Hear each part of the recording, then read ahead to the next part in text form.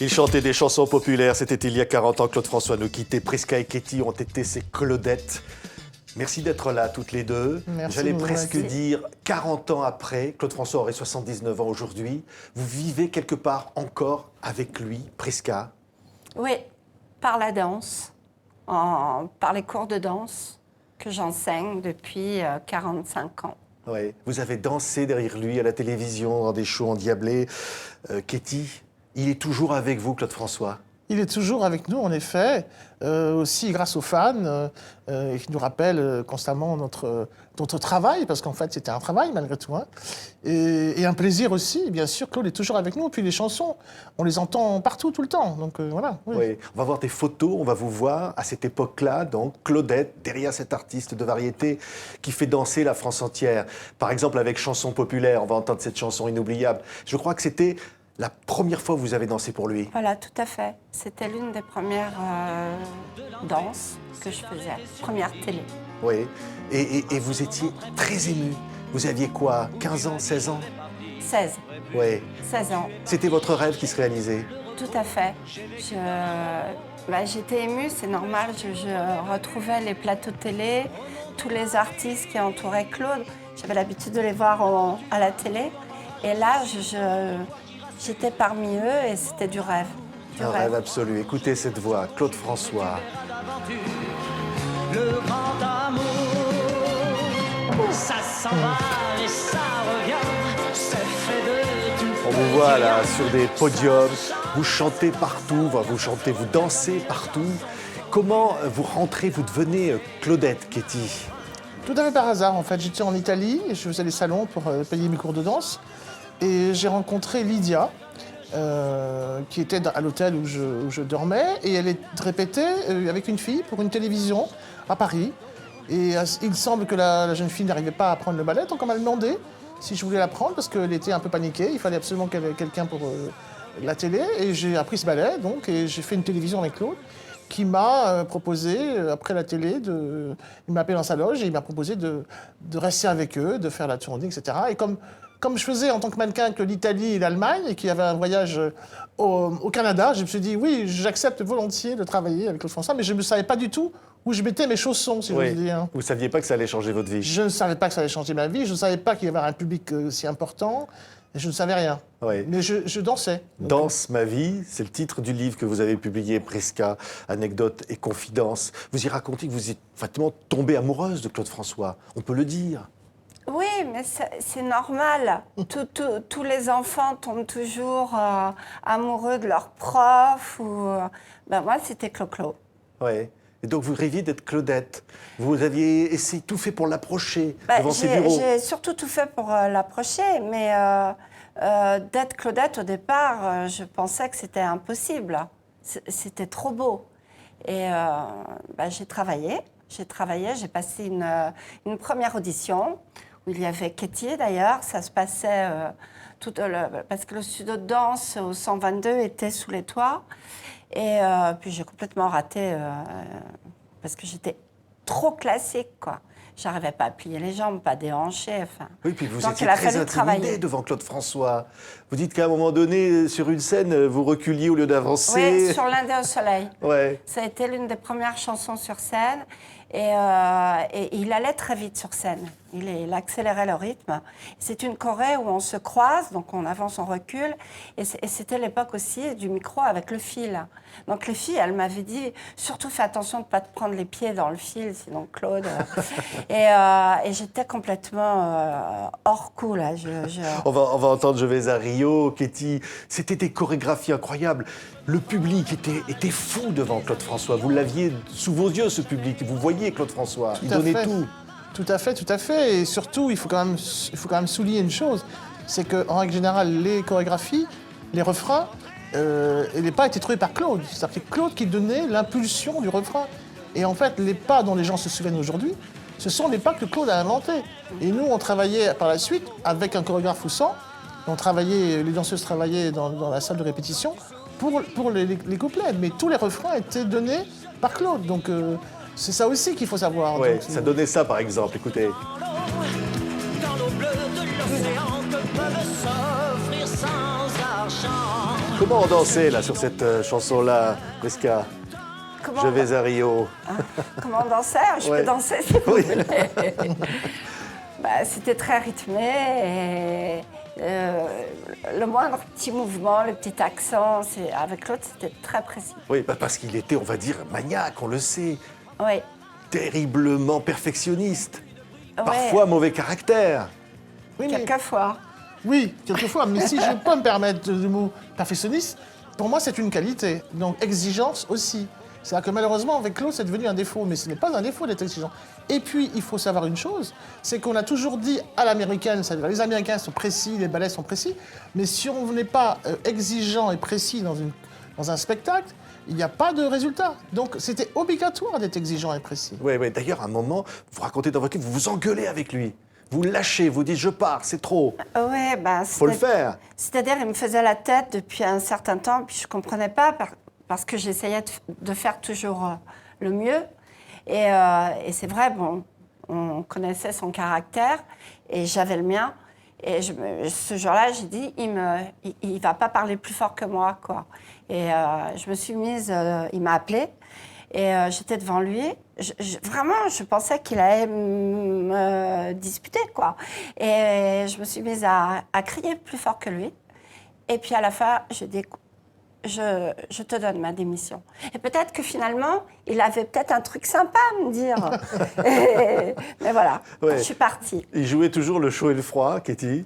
Oui, toujours. Parfois, il toujours. renvoyait. Vous avez été, on Oui, va dire, vous avez quitté à un moment donné. J'ai été renvoyé 2 fois pour des raisons assez je dirais, c'est assez banal, mais c'est vrai qu'on savait, quand on était renvoyé ou décidé par Claude, que le lendemain ou le surlendemain ou dans 1 heure, on allait au restaurant et ça allait très bien, ou alors on avait un cadeau, etc.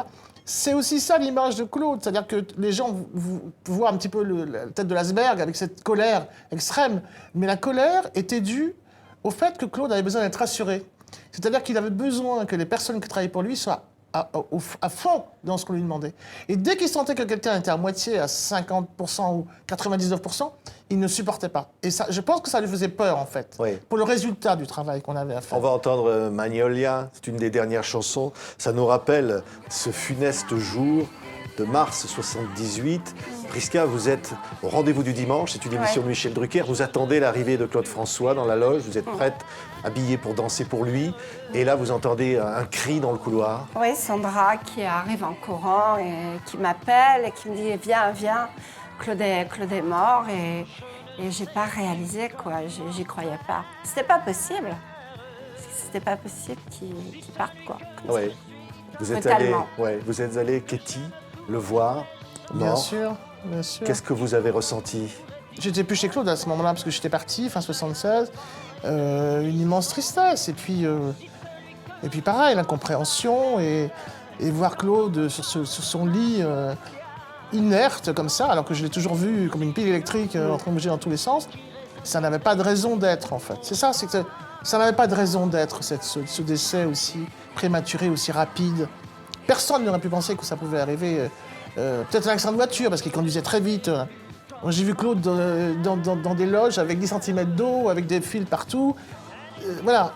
De toute façon, on était en danger tout le temps, puisqu'on était dans une situation excessivement excitante, passionnée, donc on était constamment en danger quelque part. Écoutez ça. Et c'est si bête. Ouais. Magnolia, c'est éternel ça, forever. Quand elle tremble et dans ta voix j'entends parfois. Et vous, Prisca, 2 jours avant de mourir, il y avait une panne électrique. Oui, Et il avait dit une phrase incroyable. Il vous a dit une phrase incroyable. Oui, qu'il n'arrivait rien à Clo-Clo, quoi. Et en fait, c'était à l'ESA, cette dernière télé. Et au moment où nous entrons sur le plateau, il y a eu une panne. Et moi, je pensais qu'il allait piquer une crise de nerfs. Et on est ressorti derrière le rideau, et puis bon, tout a repris. Et il a pincé, je crois que c'est Julie, il l'a pincé comme ça. Et c'est là où il a dit, il n'arrive rien à Clo-Clo. Et puis, tout s'est enchaîné. Et c'est superbement bien passé. La télé, Oui. Claude était content. Enfin, c'était super. Et pourtant, vous dites d'ailleurs son dernier concert, il n'était pas là. Il a raté complètement le dernier concert. À Lyon? Oui. Oui. Je sais pas. Bon, déjà, la salle, c'est pas génial. La scène, elle est très haute. Et il était vraiment de mauvaise humeur. Si j'ai pas de mémoire, tout claquait. Il y avait des problèmes de sono. Vraiment, c'était pas un bon concert, Lyon. Mais vous diriez, Katie, que 40 ans après, on continuerait de danser sur Claude François? Non, je pensais absolument pas. Absolument pas. Mais je suis ravi. Ravi pour les fans. Ravi pour nous. Ravi pour la famille que nous formons. Ravi pour les enfants aussi, quels qu'ils soient. Voilà, donc bien sûr Claude, alors j'aurais voulu qu'il ait une image un peu plus brillante que ce qu'il a, parce que vraiment, j'aimerais bien qu'on parle un peu de son métier, de son talent. Parce que parfois, par exemple, on dit qu'il aimait les jeunes filles, qu'il pouvait avoir des gestes, etc. Vous dites que c'est pas vrai. C'est faux, c'est complètement faux. C'est archi faux. C'est complètement faux. C'est archi faux. C'était quelqu'un de très respectueux et il n'était pas du tout comme l'image qu'on veut faire de lui. Il parlait de jeunesse, forcément, toutes ses fans, elles le portaient dans ses spectacles. Elles le portaient. Moi, je dis toujours qu'elle faisait partie du spectacle. Parce que les cris, tout ça, c'est ce qui lui donnait l'énergie encore plus sur scène. Mais c'est quelqu'un de très, très respectueux. Oui, il y avait une fêlure, vous le sentiez, ça, en lui? Oh, c'est pas une fêlure, c'est une solitude. Mais ça fait partie de ce métier. Malheureusement, il n'y a rien de... On n'est jamais aussi seul quand on est devant un public comme ça, et que le lendemain, on se retrouve tout seul dans sa chambre d'hôtel ou dans sa chambre de... Voilà, donc c'est vrai que Claude avait cette espèce de besoin. D'ailleurs, il a dit un jour sur son Élysée, mais si vous m'enlevez ça, j'ai plus rien. Ça veut dire que c'était un artiste complet. Et malheureusement, je ne voudrais pas citer des personnes, mais les gens qui font des livres sur Claude et qui font du buzz et qui gagnent beaucoup d'argent, tant mieux pour eux. Mais il faut pas donner à cause cette image de personnes négatives, dictatoriales, névrotiques et ça. Oui. C'est complètement faux. Il ne bougeait pas tous les tableaux dans tous les sens. C'était un artiste. Et l'artiste est fragile, bien entendu. Tous les artistes sont fragiles. Ça fait partie de... Quand on est un vrai artiste, je pense qu'on est justement fragile. C'est la fragilité de l'être qui crée son art, je pense, vraiment. Oui. Vous voudriez qu'on garde cette image-là, vous, Prisca, de cet homme qui a été, vous le dites dans ce livre, l'homme le plus important de ma vie. Vous dites ça?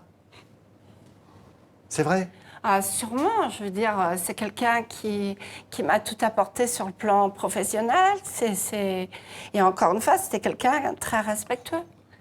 Et puis, il avait un talent fou. On parle de lui 40 ans après.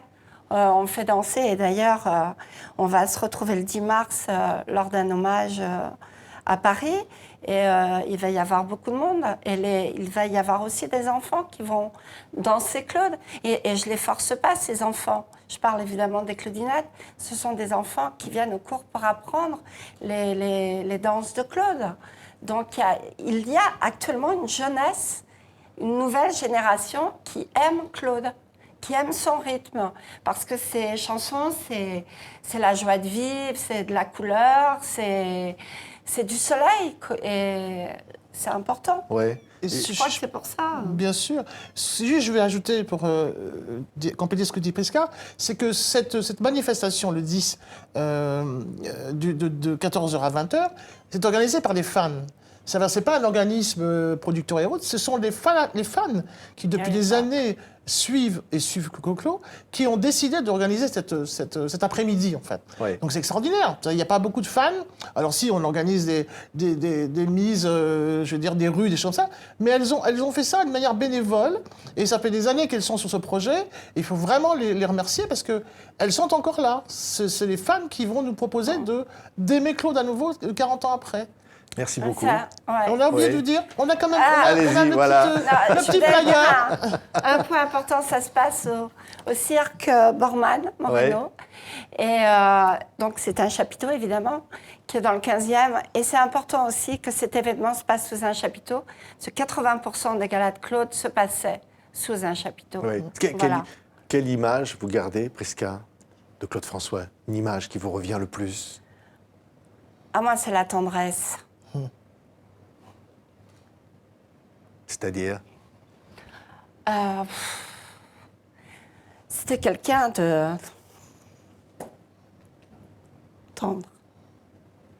Merci beaucoup à toutes les deux. Prisca Merci. et Katie des Claudettes, je disais pour toujours, voici l'intégrale, la première grande intégrale consacrée à ce grand artiste 40 ans après. Merci beaucoup d'avoir été nos invités. Merci.